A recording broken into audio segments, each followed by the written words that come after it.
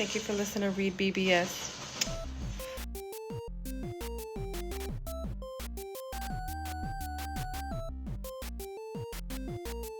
REED-BBS, BBS. Moses Itauma destroys Dillian Whyte via first-round KO. Dillian couldn't even last 2 full minutes. Dillian! Dillian! Dillian! Some might say, so what? All of Dillian Whyte's losses are by KO.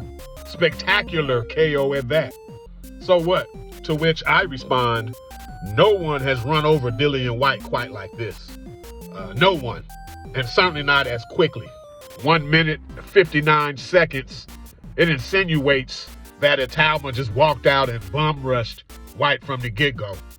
But he didn't. He was actually clinical in this fight. He picked his shots pretty well.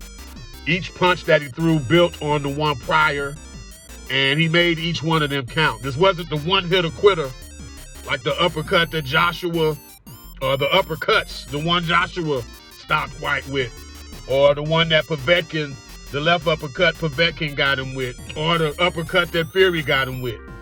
Dillian's been done with uppercuts. This was more of a beatdown, but each punch built on the one prior, and each one counted. From the outset, there was feints galore. He was feinting the shit out of Dillian. Itauma landed a hard southpaw jab over Dillian's lazy left jab. Then he touched him with a left hook to the body. He countered another of Dillian's jabs with a left hook upstairs. Then he took the same left hook downstairs. I recall another southpaw jab upstairs, followed by a hard straight left to the body. So at this point, Dillian, they're coming from every direction, up, down, which made Dillian, he already had the cross-arm defense. Now, because of the upward, downward effect, him getting hit up and down, he started crouching more and more. And as soon as he crouched one too many times and he got clipped on top of his head and hurt. Dillian was ducking and bobbing and weaving. And then that chopping left hand caught him on top of the head. And that's when the avalanche began. Dillian back to the ropes. He was getting battered about the ring. It wasn't unlike round 9 of Usyk and Fury, where he's beating him on this side of the ring, beating his ass over to that side of the ring. It wasn't unlike that at all. And then at one point, Itauma smartly, because Dillian had the high guard at this point, protective guard. So Dillian batted his guard down just enough to sneak in a right hook, which dropped Dillian. Pow, hit him right on the jaw and shit, and it dropped him. Dillian's got pride, but he beat the count, but he stanky-legged on his way up, and the ref stopped it. Dillian! Dillian! Dillian! Dillian! That kitchen got a little too hot. Dillian couldn't stand the heat from Moses Itauma.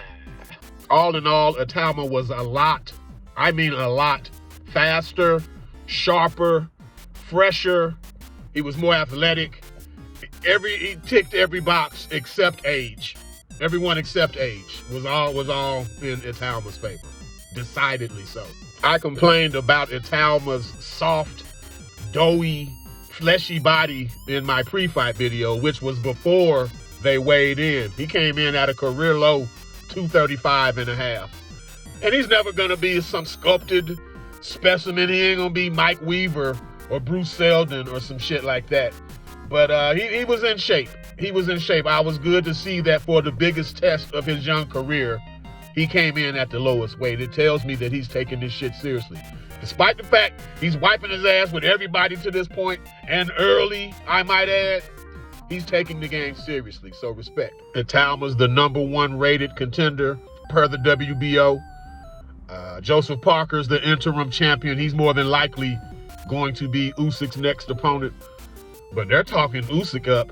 Not so much Itauma, but the people around him and the network and the media and all that shit. Everyone else seems to be talking Usyk. Turkey Al-Sheikh apparently is interested in that, which I don't get. I don't like that fight for Itauma. He's just 20. He's just 20. And not only is he just 20, he's already too old to beat Mike Tyson's record to become the youngest heavyweight champion in history. It'd be different if that historical footnote was there, if he could break Mike's record. I believe Mike was 20 years, 4 months, and something days. Well, Itauma's already deeper into his 20s than that. Itauma will be 21 in December, September, which is like 4 months away. He's already older now without a title than Mike Tyson was when he won his title. So since Itauma can't eclipse Mike's record, I don't see the fucking point in rushing a 20-year-old into a heavyweight title fight.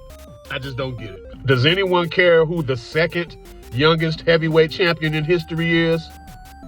Exactly. There's nothing legacy defining to leave, to a mark of such to leave in Itauma's case by fighting Usyk right now. If Usyk's still around a year from now, 2 years from now, sure. I'm not saying run from Usyk entirely. I'm saying right now, this 20-year-old has never even been hit back, proper hit back with a punch in a fight yet. No one's hit him in his mouth yet. We don't just throw him in for an undisputed heavyweight championship title fight like that. Not against a guy who's the king of adjustments like Usyk is. Stylistically, yes, Usyk-Itauma is a very intriguing fight due to Itauma's speed. Usyk, he's now used to fighting bigger, slower dudes, so he's getting used to the speed of these bigger, slower dudes. Itauma's speed would give Usyk some trouble, particularly early. But again, we're talking about one of the masters of adjusting that we have in boxing today. And I don't like that matchup for the 20-year-old. I just don't. You can only believe half of what you heard 50% of the time. But with that said, Shannon Briggs and Chunky Gerald Miller both said there's a rumor that Itauma was dropped in sparring prior to this latest fight of his. So that's just another bit of caution to me, another reason to ease it a bit. I ain't saying line up bums for him to knock out, but we don't need to rush this man into a title fight against Usyk next or the fight after that. Let's pump the brakes a little bit. Let's pump the brakes. Prior to beating the brakes off of Dillian Whyte, Itauma's promoter, Frank Warren, was throwing out names like Otto Wallin, Big Bang Zhang, Zhilei Zhang, and Philip Ergovic, who just won on the undercard. So I'm with that. I have no problem with any of those opponents. Hell, Ergovic is right there in the mix.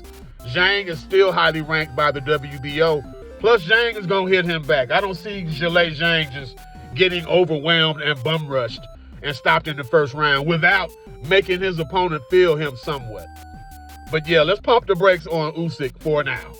A year from now, 2 years from now, whatever. But let's go ahead and Otto Wallin, that's another first round KO for sure.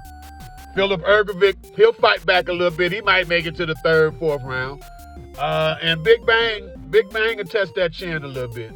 I'd like to see that fight too. Or Martin Bacoli. Let's get him in with dudes who can at least punch. Even if they're big and slow and lumbering, they're at least gonna try to hit back. And if they do, shit gonna get real for Itauma. We'll have questions answered finally. All that said, you can't help but be impressed. Again, no one does Dillian Whyte quite like this.